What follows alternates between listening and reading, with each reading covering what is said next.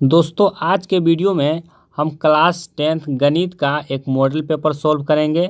इसमें आपको total 50 question रहेंगे और 50 मार्क्स के रहेंगे।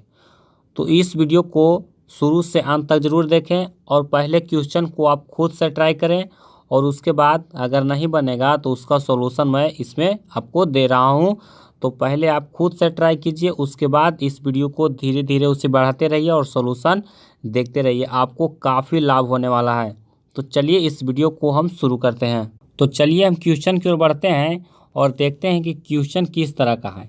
तो देखिए इसमें पहला क्वेश्चन है कि बिंदु -3, +5 किस चतुर्थांश में स्थित है। तो देखिए इस तरह के एक सवाल आपके एग्जामिनेशन में ज़रूर पूछे जाएंगे। तो सबसे पहले देख लीजिए कि चतुर्थांश होता क्या है।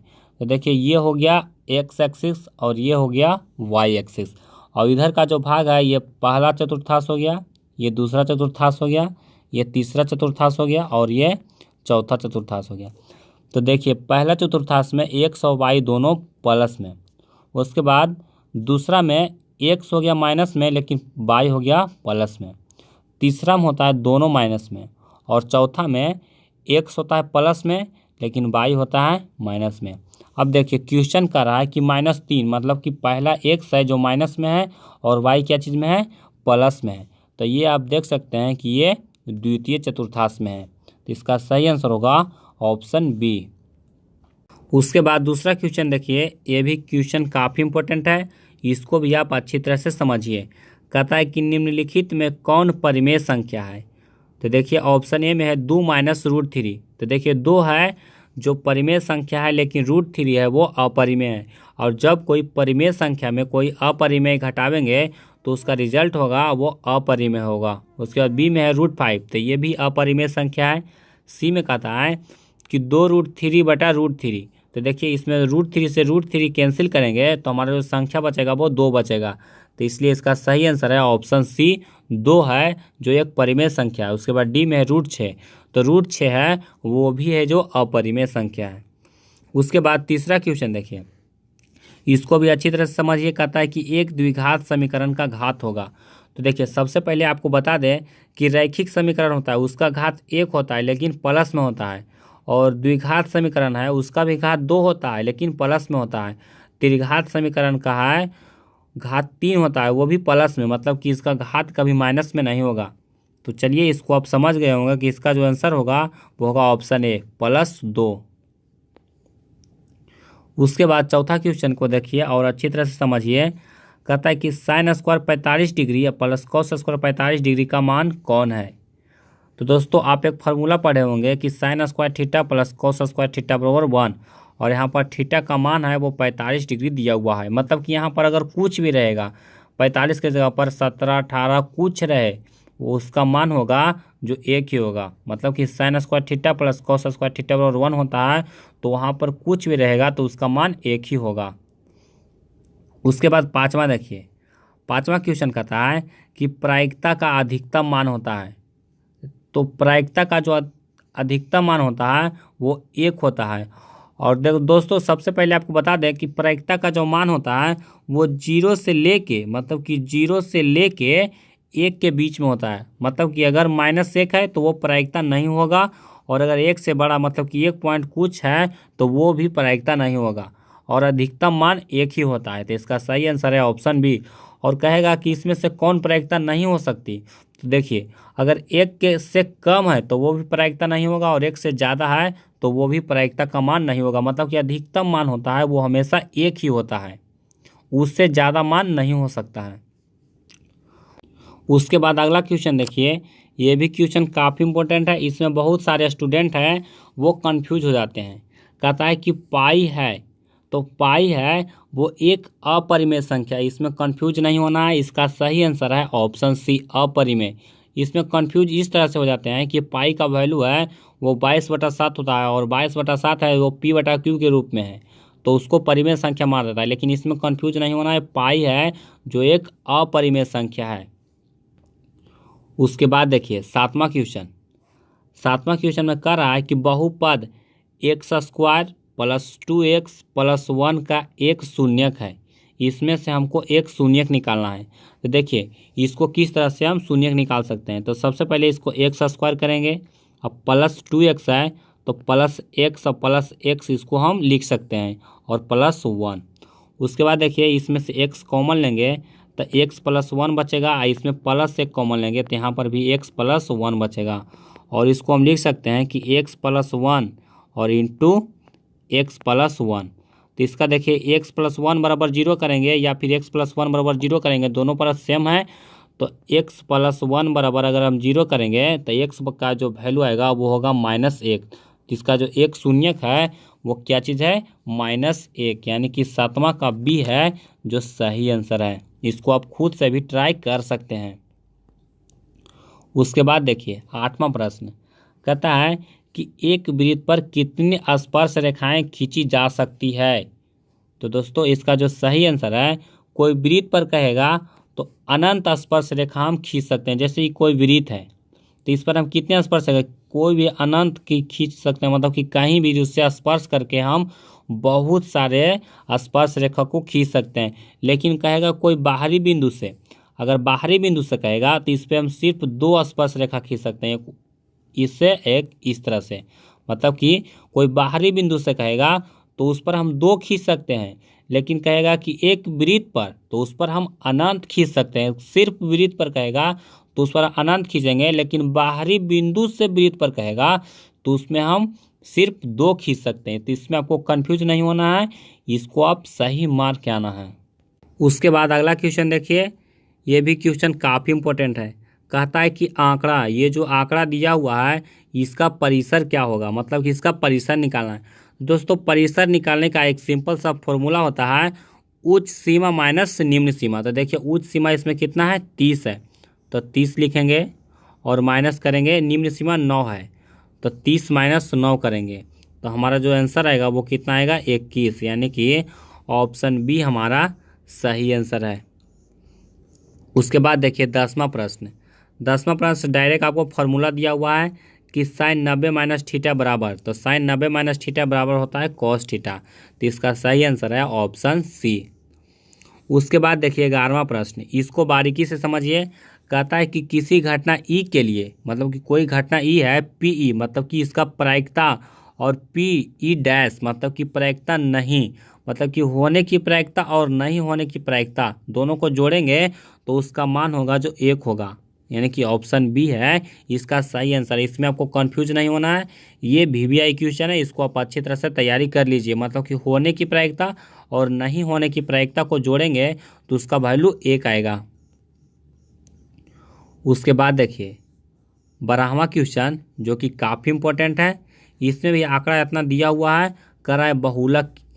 तो दोस्तों इसमें बहुलक हम किस तरह से निकाल सकते हैं, तो जिसका मान ज़्यादा दिया हुआ है, मतलब कि जो ज़्यादा बार रिपीट हुआ है उसको हम बहुलक मान लेते हैं। तो देखिए इसमें कौन है जो बहुलक है, तो देखिए इसमें 11 को देखिए, तो 1 बार है, 2 बार है और 3 बार है, मतलब कि 11 है वो 3 बार है और बाकी इससे ज़्यादा नहीं है, मतलब कि 2 बार है और 1 बार है। तो इसका सही आंसर होगा ऑप्शन सी। आप इसको खुद से बना सकते हैं, ये बहुत ही आसान सा सवाल है। उसके बाद देखिए 13वां क्वेश्चन कहता है निम्नांकित में से कौन बहुपद नहीं है। हमें बताना है कि कौन है वो बहुपद नहीं है। तो देखिए ऑप्शन ए में है कि x² प्लस √3, बी में है -5x, सी में कहता है कि 3x⁵ प्लस x⁴ 1/2 और प्लस 3, और डी में है x² प्लस 4x और प्लस 4। तो इसका जो सही आंसर होगा वो होगा ऑप्शन सी। दोस्तों अगर x⁴ होल नहीं रहे, मतलब कि होल नंबर नहीं रहे, तो वो होगा जो बहुपद नहीं होगा। इस पर देखिए x⁴ 1/2 है, इसलिए यह बहुपद नहीं हो सकता है। इसका सही आंसर है जो ऑप्शन सी है। और ये सब में देखिए x⁴ 2 है, इसमें x⁴ 1 है, इसमें x⁴ 2 है, तो ये सब बहुपद है। लेकिन अगर x⁴ कोई होल नंबर नहीं रहे, मतलब कि आधा रहे, तो उसको हम बहुपद नहीं मान सकते। उसके बाद अगला क्वेश्चन देखिए 14वां प्रश्न। इस तरह के सवाल आपको एग्जामिनेशन में बार बार देखने को मिलते हैं। कहता है कि साइन 35 डिग्री बटा कॉस 55 डिग्री का मान होगा। तो देखिए इस तरह के सवाल में हम या तो हर को या फिर अंश को हम चेंज कर देंगे, यानी कि साइन 35 डिग्री को अगर ऐसा ही छोड़ देंगे तो cos 55 डिग्री को हम cos 90 माइनस 35 लिख सकते हैं, और cos 90 माइनस थीटा बराबर होता है साइन थीटा। तो साइन 35 डिग्री मतलब कि दोनों का मान बराबर हो जाएगा, और इसका जो आंसर होगा वो 1 होगा। उसके बाद अगला देखिए 15वां प्रश्न एपी से है, बहुत ही आसान सा सवाल है। कहता है कि -3 कॉमा -1/2 का 11वां पद निकालना है। तो देखिए इसको हम किस तरह से निकालते हैं। तो इसमें सबसे पहले ए कितना दिया हुआ है, ए का मान है -3। उसके बाद डी का वैल्यू निकालना है। तो डी कितना है, तो दूसरा पद में से पहला पद घटाएंगे। तो दूसरा पद 1/2 है, और इसमें घटाएंगे -3 को। तो माइनस माइनस यहाँ पर प्लस हो जाएगा और 3 करेंगे।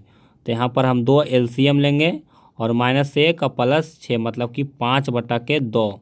इसका डी होगा जो 5/2 होगा।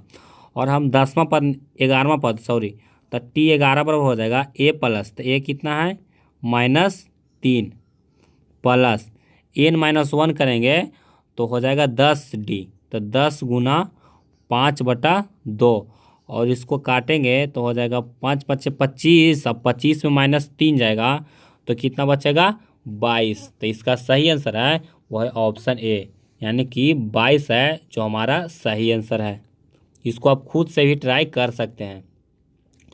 उसके बाद अगला देखिए 16वां क्वेश्चन है कि बहुपद 4x² - 4x + 1 के मूलों का गुणनफल है। तो दोस्तों मूलों का गुणनफल यानी कि अल्फा इंटू बीटा का मान निकालना है। तो अल्फा इंटू बीटा का मान होता है c/a। तो इसमें c का वैल्यू 1 है तो 1 हो जाएगा, और a का वैल्यू कितना है 4। तो हमारा जो आंसर होगा वो 1/4 होगा प्लस में। तो इसका सही आंसर है ऑप्शन बी। उसके बाद अगला क्वेश्चन देखिए 17वां क्वेश्चन देखिए, ये भी क्वेश्चन काफ़ी इंपॉर्टेंट है। इसमें डायरेक्ट आपको फार्मूला पूछा जा रहा है कि एक एपी का पहला पद ए है और सार बनता डी है, एनवां पद का योग होगा। मतलब कि हमें पदों का योग निकालना है। तो इसका जो हमारा डायरेक्ट फार्मूला होता है वो होता है n/2 × 2a + n-1 × d, यानी कि ऑप्शन डी इसका सही आंसर है। उसके बाद 18वां क्वेश्चन देखिए, ये भी क्वेश्चन काफ़ी इंपॉर्टेंट है, और इस तरह के आपको एक सवाल आपके एग्जामिनेशन में ज़रूर पूछे जाते हैं। कहता है कि 1/√3 बराबर है। तो ऑप्शन ए में है साइन 30 डिग्री के, बी में है tan 30 डिग्री के, सी में है tan 60 डिग्री के, और डी में है साइन 60 डिग्री के। तो दोस्तों इस सवाल को हल करने के लिए सबसे पहले आपको पूरा ट्रिगोनोमेट्रिकल फंक्शन का 0 डिग्री से 90 डिग्री तक मान कम से कम याद रखना है। तो चलिए इसमें हम आपको बता देते हैं कि 1/√3 है वो tan 30 डिग्री का वैल्यू है। लेकिन आपको अच्छी तरह से आपको सभी का याद कर लेना है, तभी इस तरह के सवाल आप बना सकते हैं। उसके बाद 19वां क्वेश्चन देखिए, ये डायरेक्ट फार्मूला है कि अर्धगोले का संपूर्ण पृष्ठ का क्षेत्रफल है। तो इसका सही आंसर होता है 3πr²। उसके बाद 20वां क्वेश्चन देखिए, 20वां क्वेश्चन भी काफ़ी इंपॉर्टेंट है। कहता है कि √2 cos θ = 1। तो थीटा का मान है। देखिए इसको हम cos θ बराबर हम लिख सकते हैं 1/√2, और 1/√2 है वो cos 45 डिग्री का मान है। तो इसका सही आंसर होगा ऑप्शन बी। उसके बाद अगला क्वेश्चन देखिए 21वां प्रश्न। कहता है कि यदि अल्फा बीटा द्विघात बहुपद f(x) मतलब कि फंक्शन है जो x में है, यानी कि x² - 3x + 5 के मूल है, तो देखिए 1/α + 1/बीटा का मान होगा। देखिए जब इस तरह के सवाल आपको पूछे जाएंगे तो इसमें आपको पहले अल्फा प्लस बीटा निकालना है। तो देखिए अल्फा प्लस बीटा पर कितना होता है -b/a। तो यहाँ पर -b धरेंगे तो यहाँ पर 3/1 होगा, और उसको हम 3 लिख सकते हैं। और उसके बाद निकालना है अल्फा इंटू बीटा। तो अल्फा इंटू बीटा पर होता है c/a। तो c कितना दिया हुआ है 5, और एक कितना है 1। अब देखिए इसमें आप आइए, तो इसमें दोनों का एलसीएम लेंगे। तो एलसीएम लेंगे तो नीचे हो जाएगा अल्फा इंटू बीटा, और ऊपर क्या चीज़ हो जाएगा बीटा प्लस अल्फा। तो बीटा प्लस अल्फा या फिर अल्फा प्लस बीटा दोनों एक ही बात है। और बीटा प्लस अल्फा कितना है 3 है, और अल्फा इंटू बीटा कितना है 5। तो इसका जो सही आंसर होगा वो होगा 3/5, यानी कि ऑप्शन सी इसका सही आंसर है।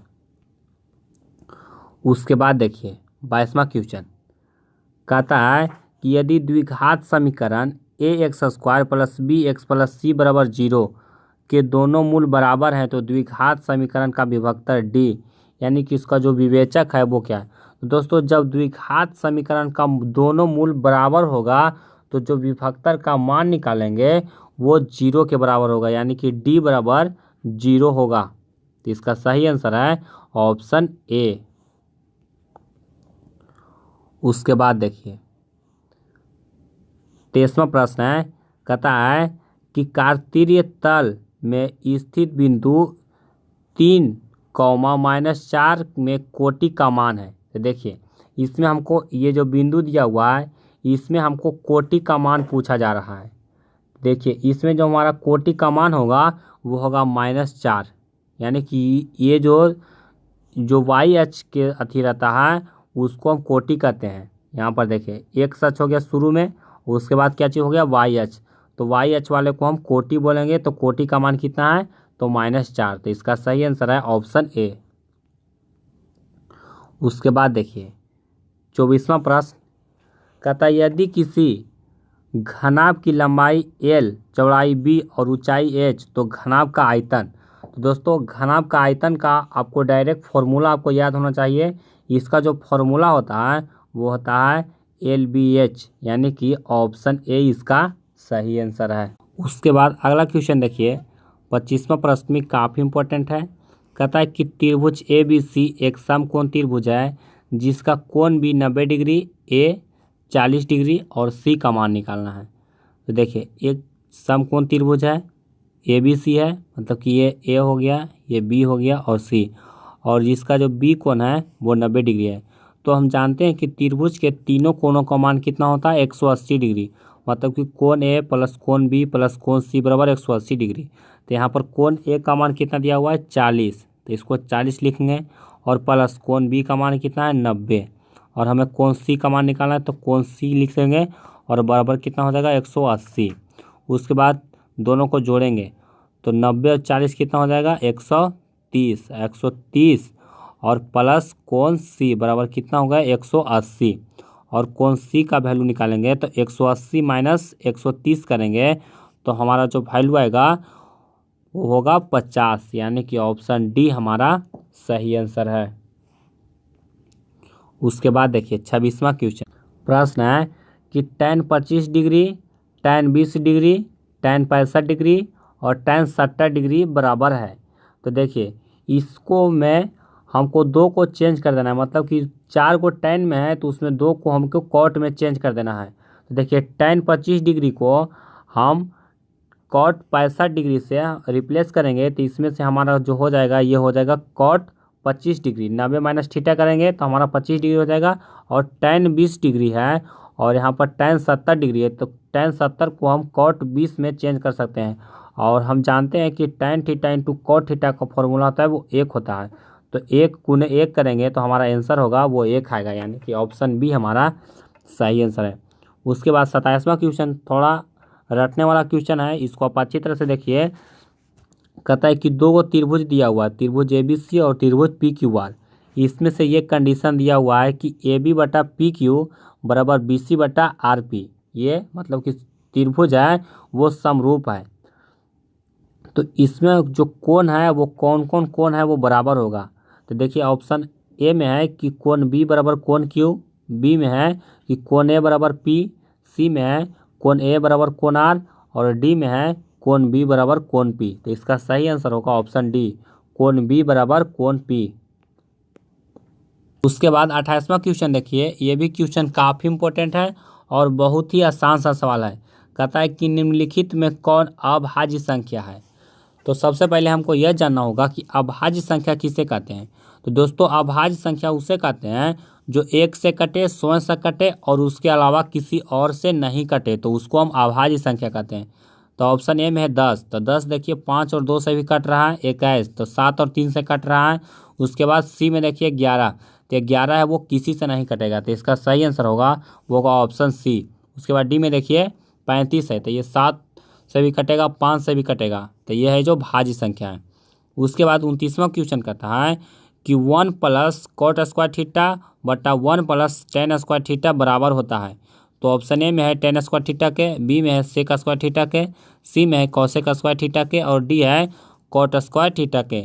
इसका जो सही आंसर होगा वो होगा option D, cot square theta. दोस्तों इसका जो प्रूफ है थोड़ा लंबा है, इसलिए मैं इस वीडियो में नहीं बता पा रहा हूँ। अगर इसका प्रूफ आपको चाहिए तो आप मुझे कमेंट कर सकते हैं, या फिर कोई बुक से या फिर किसी दोस्त के हेल्प से इसको सॉल्व कर सकते हैं। अगर इसमें इसका प्रूफ बताएंगे तो ये वीडियो है वो अधिक लंबा हो जाएगा, इसलिए इसको हम यहीं पर छोड़ देते हैं आपको आंसर बता के। उसके बाद देखिए तीसरा क्वेश्चन, ये भी काफ़ी इंपॉर्टेंट है और इसको VVI क्वेश्चन कर लीजिए। कहता है यदि किसी वृत्त का परिमाप और क्षेत्रफल संख्यात्मक रूप से बराबर हो तो उस वृत्त की त्रिज्या है।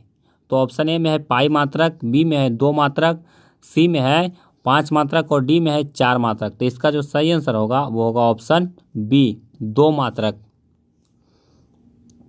उसके बाद 31वां देखिए, ये क्वेश्चन काफ़ी इंपॉर्टेंट है और इससे हम पहले कई बार और वीडियो में बता चुके हैं कि बिंदु 2,3 की मूल बिंदु से दूरी है। तो दोस्तों मूल बिंदु से दूरी निकालने का फॉर्मूला होता है √x² प्लस y²। तो इसमें x स्क्वायर कितना हो जाएगा, 2 दूनी 4 और y स्क्वायर कितना हो जाएगा 3 तिहाई 9 और 9 और 4 कितना हो जाएगा 13, मतलब कि √13 इकाई, यानी कि हमारा ऑप्शन सी है वो सही आंसर है। उसके बाद 32वां क्वेश्चन देखिए, ये भी क्वेश्चन काफ़ी इंपॉर्टेंट है और इससे रिलेटेड आपके एग्जामिनेशन में बहुत सारे सवाल पूछे जाते हैं। कहता है कि यदि दो संख्याओं का HCF 15 है, LCM 90 है तो संख्याओं का गुणनफल होगा। तो देखिए इस सवाल को कुछ उल्टे तरीक़ा से पूछेगा कि अगर दोनों संख्या दे देगा और पूछेगा कि इसका HCF गुना LCM क्या होगा। तो देखिए अगर कोई भी तरीक़ा से सवाल पूछे तो सीधे दोनों को गुना कर देना है, मतलब कि HCF गुना LCM कर देंगे तो दोनों संख्याओं का गुणनफल निकल जाएगा, और अगर दोनों संख्याओं को गुणनफल करेंगे तो HCF गुना LCM निकल जाएगा। तो इसमें हम 15 और 90 का गुणनफल करेंगे तो हमारा आंसर होगा 1350, यानी कि ऑप्शन सी है जो सही आंसर है। उसके बाद 33वां क्वेश्चन देखिए, ये भी क्वेश्चन काफ़ी इंपॉर्टेंट है। कहता है कि यदि 2 थीटा बराबर 60 डिग्री तो साइन थीटा का मान कितना होगा। तो देखिए 2 थीटा बराबर 60 डिग्री तो थीटा बराबर कितना हो जाएगा 30 डिग्री, और साइन 30 डिग्री का वैल्यू कितना होता है 1/2, यानी कि हमारा जो आंसर है वो है ऑप्शन बी, सही। उसके बाद 34वां प्रश्न देखिए, ये भी काफ़ी इंपॉर्टेंट प्रश्न है। कहता है कि आकृति में PA तथा PB दो आसपास रेखाएं इस प्रकार है कि PA बराबर 8 सेमी तथा कोण APB बराबर 60 डिग्री, तो आसपास रेखा PB की लंबाई क्या होगी।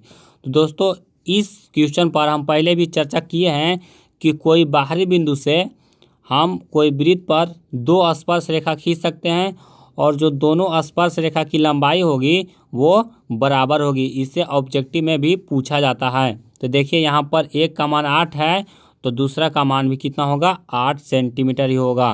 तो इसका सही आंसर होगा हमारा ऑप्शन ए, 8 सेंटीमीटर। उसके बाद 35वां क्वेश्चन देखिए, ये भी क्वेश्चन काफ़ी इंपॉर्टेंट है, इसको आप अच्छी तरह से समझिए। कहता है कि दो रैखिक समीकरण का आलेख प्रतिच्छेदी रेखाएं हैं तब रैखिक समीकरण का हल होगा। मतलब कि दो रैखिक समीकरण हैं और एक दूसरे को प्रतिच्छेद करती है तो उसका जो हल होगा वो मात्र एक हल होगा। तो इसका सही आंसर है ऑप्शन डी, एक हल। उसके बाद देखिए 36वां क्वेश्चन, ये भी क्वेश्चन काफ़ी इंपॉर्टेंट है। कहता है कि दो समान कोणिक त्रिभुजों में उसकी संगत भुजाओं का अनुपात सदैव समान रहता है, किसने कहा।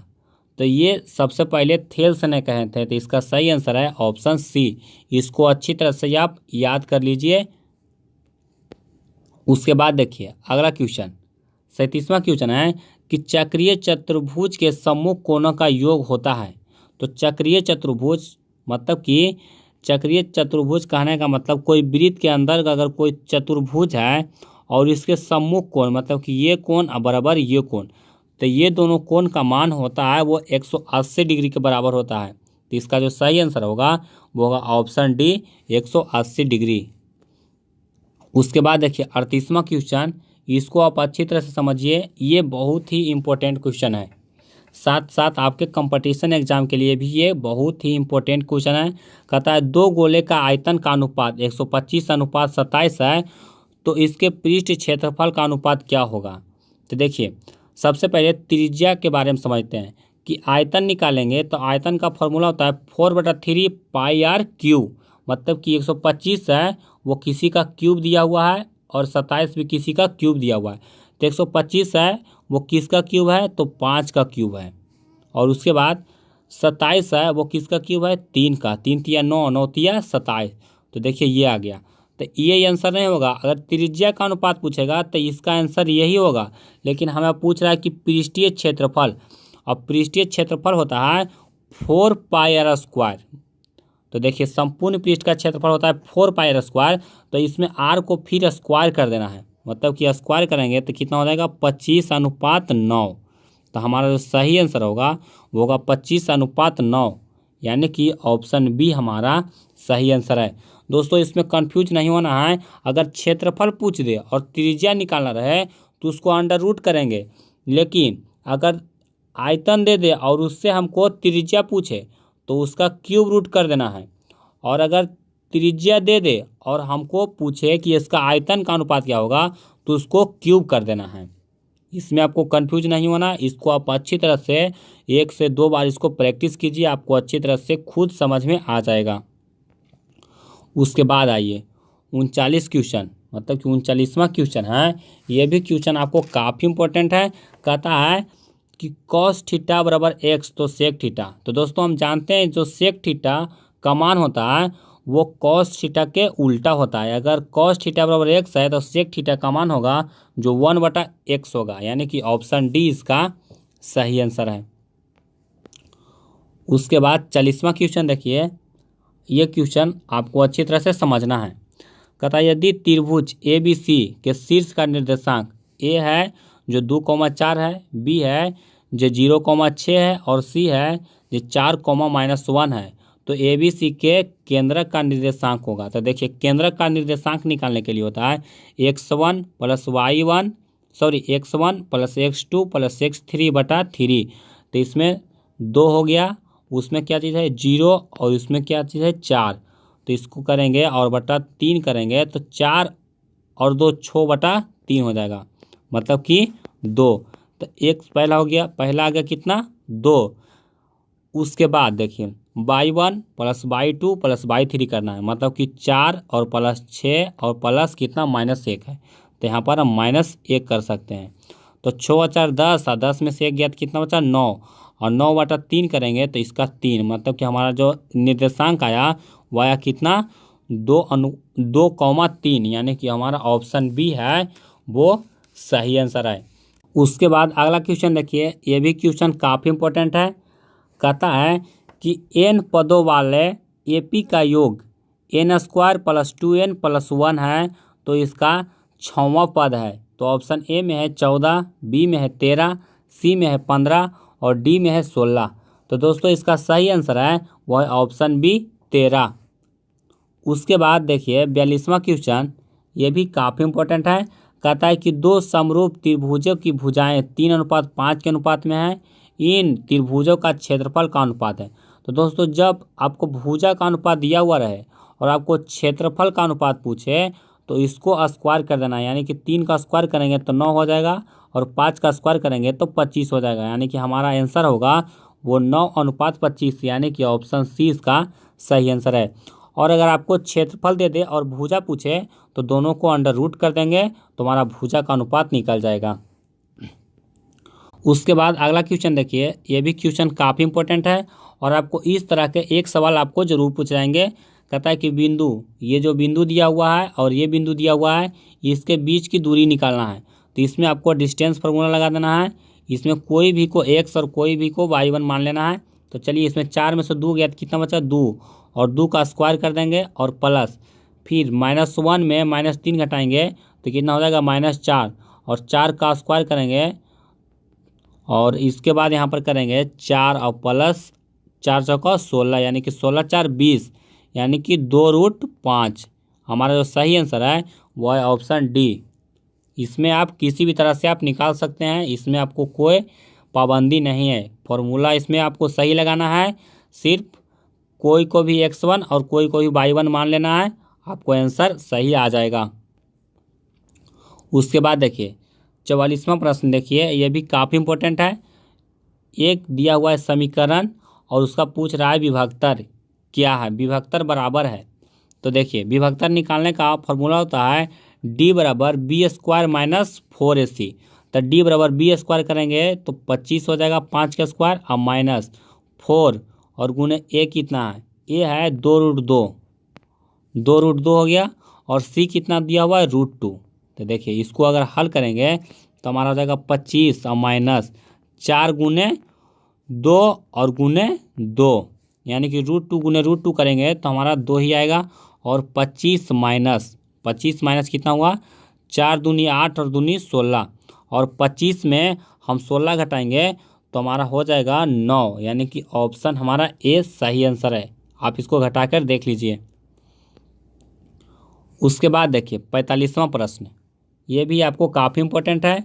बिंदु दिया हुआ है 2 और उसको मिलाने वाली रेखा का मध्य बिंदु का निर्देशांक क्या होगा। तो देखिए मध्य बिंदु का निर्देशांक निकालने के लिए -3 और +3 कितना हो जाएगा, 0 और बटा 2 करेंगे तो 0 ही आएगा। और उसके बाद इसमें 8 और +4 यानी कि 8 और 4 12 बटा 2 करेंगे तो 6 होगा, यानी कि हमारा जो आएगा 0 और 6। तो हमारा सही आंसर होगा ऑप्शन डी। इसका फार्मूला आपको बता देता हूँ, होता है x1 + x2 बटा 2 और y1 + y2 बटा 2। तो इसका जो सही आंसर आया वो कौन आया, ऑप्शन डी। उसके बाद अगला क्वेश्चन देखिए 46वां क्वेश्चन भी काफ़ी इंपॉर्टेंट है और बहुत ही आसान है। कहता है एक मीनार का उन्नयन कोण उसके 5 से 21 मीटर की दूरी पर 30 डिग्री पर हो तो मीनार की ऊंचाई क्या है। मतलब कि ये कोई मीनार है और उसका उन्नयन कोण यहाँ से कुछ दूरी पर 30 डिग्री हो, मतलब कि यहाँ पर 30 डिग्री, तो हमारा मीनार का ऊंचाई पूछा जा रहा है। तो यहाँ पर कितना दिया हुआ है 21 मीटर और ये कोण कितना है 30 डिग्री। तो देखिए यहाँ पर हमको लगा देना है tan 30 डिग्री का वैल्यू कितना होता है 1/√3। इसको आसान से किस तरह से बना सकते हैं, और tan थीटा होता है p/b। तो p हमारा ये हो जाएगा, यानी कि मीनार की ऊंचाई, उसको हम x मान लेते हैं और h कितना दिया हुआ है 21। तो इसको हम लिख सकते हैं कि x बराबर 21/√3 और इसको परिमेयकरण करेंगे तो √3 और बटा √3 करेंगे तो √3 करेंगे तो 7 या 21, मतलब कि 7√3 हमारा आंसर हो जाएगा, यानी कि ऑप्शन सी हमारा सही आंसर है। उसके बाद देखिए 47वां, कहता है कि दो भिन्न त्रिज्याओं वाले वृत्त हमेशा होते हैं, मतलब कि त्रिज्या अलग अलग है, तो वो जो वृत्त होगा वो किस तरह का होगा। तो ऑप्शन ए में है सर्वांगसम, बी में है समरूप, सी में है सर्वांगसम और समरूप दोनों, और डी है इनमें से कोई नहीं।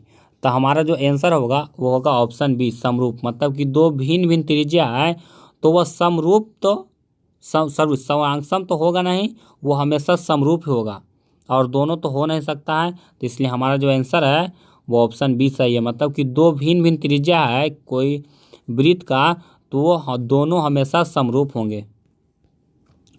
उसके बाद देखिए 48वां क्वेश्चन, कहता है यदि कोसेक थीटा बराबर 5/3 तो कॉट थीटा का वैल्यू निकालना है।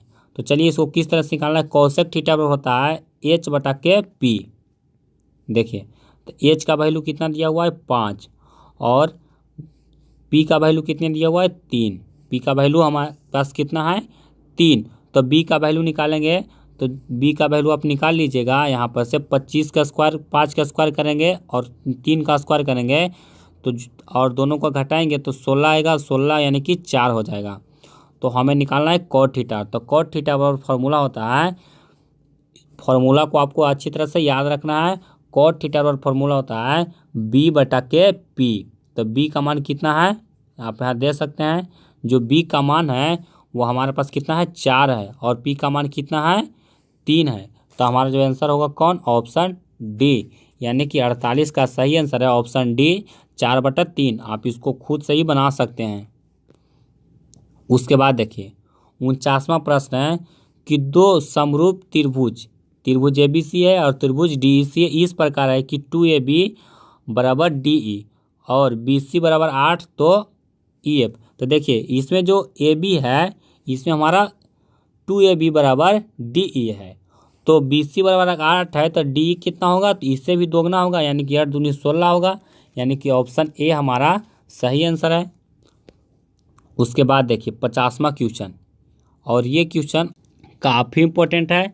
देखिए प्रश्न है कि निम्नलिखित में से कौन सही है यदि त्रिज्या R वाले वृत्त उस त्रिज्याखंड का क्षेत्रफल जिसका कोण P डिग्री है। तो देखिए दोस्तों इसका जो फॉर्मूला होता है वो होता है πr² थीटा और बटा 360 डिग्री। अब यहाँ पर ऑप्शन के अनुसार देखिए तो इसमें 180 डिग्री है तो ये आपको नहीं होगा। उसके बाद बी देखिए, तब बी में कहता है P बटा 720 इंटू 2πr²।